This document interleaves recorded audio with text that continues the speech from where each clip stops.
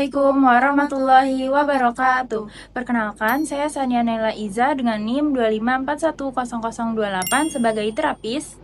Perkenalkan, nama saya Natasha Fiza dengan NIM 254100003. Di sini saya sebagai klien orang tua.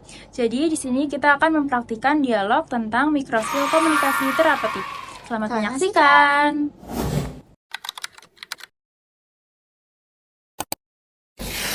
Selamat pagi Bu. Baik, gimana perkembangan anaknya? Pagi juga Ibu, saya sebenarnya khawatir dengan kondisinya anak saya. Umurnya udah 4 tahun, tapi masih belum bisa mengucapkan kalimat yang jelas. Baik Bu, saya ngerti. Kalau bicara sering tidak jelas, kadang saya tidak mengerti apa yang dia inginkan.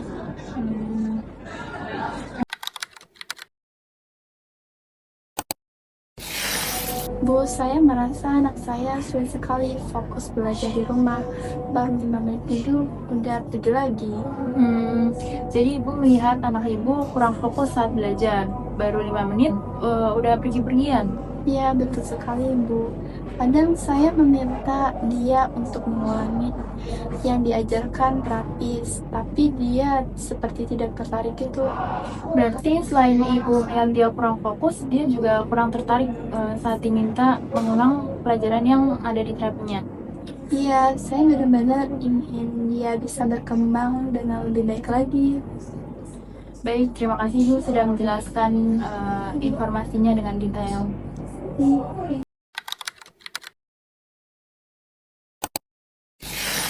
Bu, anak saya usianya udah 3 tahun, tapi kosakatanya tuh masih sedikit. Dia lebih sering menggunakan kalimat isyarat daripada berbicara gitu. Jadi di usia anak Ibu yang 3 tahun ini, Ibu melihat kosakatanya kurang. Dan saat ingin sesuatu lebih sering menggunakan isyarat menunjuk daripada berbicara. Iya, kalaupun diajak ngobrol gitu, cuman satu kata aja Bu yang keluar.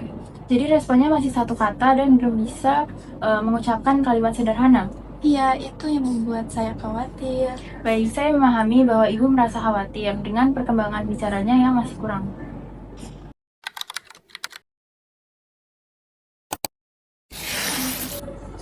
Bu, saya merasa sedih melihat anak seusianya sudah bisa berbicara dengan lancar. Sementara anak saya mengucapkan satu kata saja itu masih terasa sangat sulit.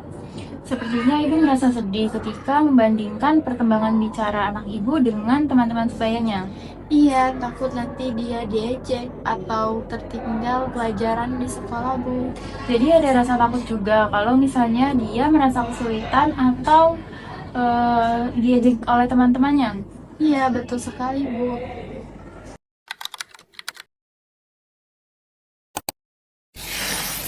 Bagaimana anak Ibu biasanya berkomunikasi ketika menginginkan sesuatu? Biasanya dia menunjuk atau menarik tangan saya, dan kadang dia menyebut satu kata saja. Apa yang biasanya Ibu lakukan saat dia kesulitan menyampaikan keinginannya? Saya mencoba menebak maksudnya, lalu mengulang kalimat yang mungkin dia ingin ucapkan. Apakah anak Ibu sudah bisa menyebutkan namanya sendiri? Sudah, Apakah anak Ibu sering berbicara ketika di rumah? tidak terlalu Apakah anak Ibu bisa mengikuti instruksi sederhana? bisa.